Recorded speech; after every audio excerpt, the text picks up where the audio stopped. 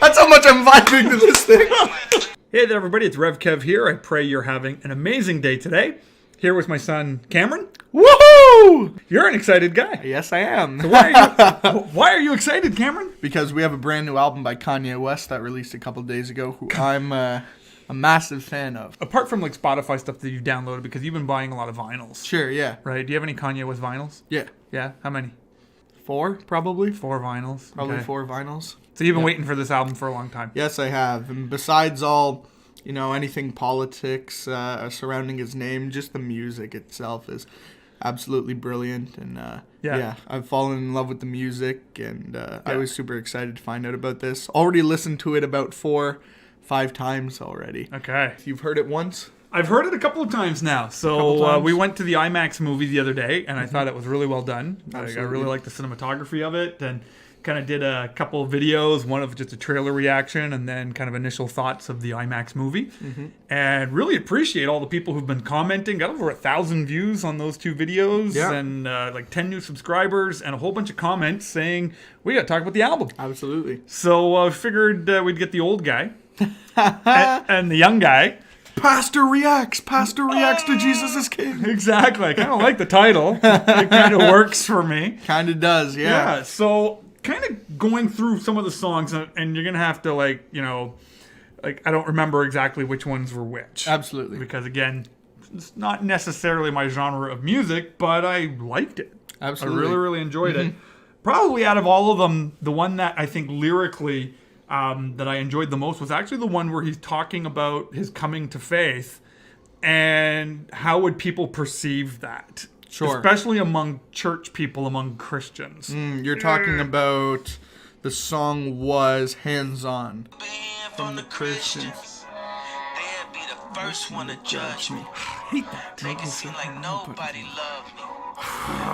The Christians, they would be the first one to judge me. Right. Make me feel like nobody loved me. That one was Exactly. Hands On, Yeah. featuring Fred Hammond. Yeah, there was just something really kind of powerful about those lyrics, and which again is kind of heartbreaking as a pastor and as a guy who loves hearing of people kind of turning their lives around and coming to faith. Absolutely. It is kind of sucky when we judge and we criticize and we nitpick and kind of doubt the sincerity of those type of moves of God. So yeah, another song that really resonated with me is the song Follow God. Life like this is what you Life like. try to live the life right. People really know you push your buttons like this is like a movie, but it's I like this song. It's great. It's great. I want to say one of the most fantastic Christian themed songs that there's ever been, simply for rap wise, is in really goes in with everything that's going on in modern hip hop currently. It's been 2 days. It's already hit, I believe, 10 million streams on Apple Music alone. That's crazy. Absolutely. That's just absolutely crazy. I can't even get my brain around that. One of the things I thought was pretty cool, just kind of tying into the different kind of music genres as well. And hey, to have Kenny G. Kenny G. On one of the songs. So here's a name that I actually recognize. Yeah. I'm looking at the list of all the people that are participating and contributing to this album. Like, I don't know any of these people. But Kenny G. I know that one. Kenny G. It's smooth. It's smooth. Smooth. Kenny G. Gets me every time, this one.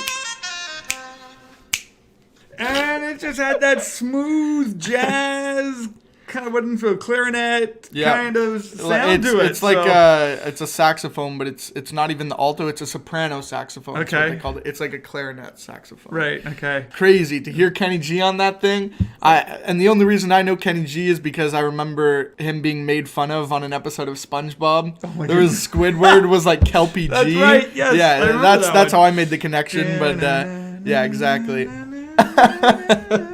So out of all these albums, I'm looking at my phone here. When you're wondering why I'm looking down, I'm looking at the song list here on Spotify. Ultimate favorite song on this album? I'm probably going to have to go with Hands On this one. Hands On. And I still think, just to give a bit of context, one of his prior albums, The Life of Pablo, was released back in 2016 and didn't end up being completely finished until come 2018. It had been continued to be tweaked and that kind of thing. I think that something like this may end up happening with this album. Some people over on Reddit have already been hearing the slight changes that they've been working on. Right. And if there are some changes, I could easily also see Salah up there. Same thing with Use This Gospel. Okay. Jesus is Lord. All fantastic songs. Yeah. What about yourself?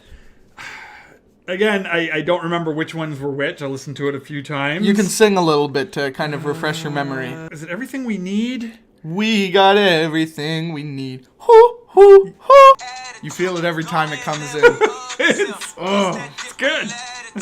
Life too short, don't enjoy yourself. Feel it, enjoy yourself. I really like that. Just kind of that, hey, we have everything that we have in God and in our relationship with God. And was that the one where it's like, hey, if you're going to be knocking against my wife, knocking against my kids, like if you're going to speak bad about, my faith, my God, my wife, my kids. No, that was on God. That's on me. Oh, okay. That's on God.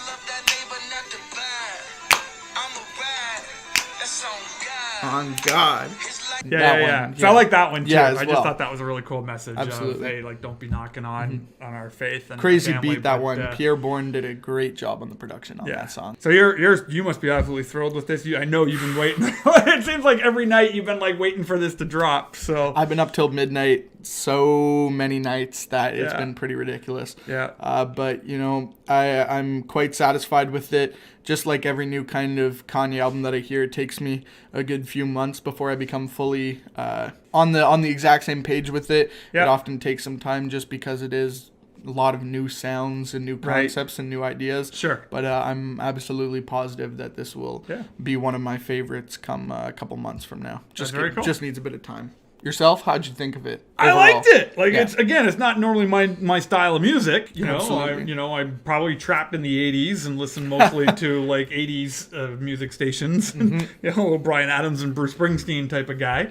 But I enjoyed it. Like, I've actually downloaded it on my phone, played it in the car a number of times. I've played it while working on stuff at work. It's good stuff. That's our thoughts. Thank you so much for joining us and being a part of the community here. Thank you to those of you who subscribe. Really appreciate you. Thank you to everyone who likes the videos. That means a lot. And especially a big thank you and shout out to those of you who comment. It really means the world to me that you take the time to interact in that way.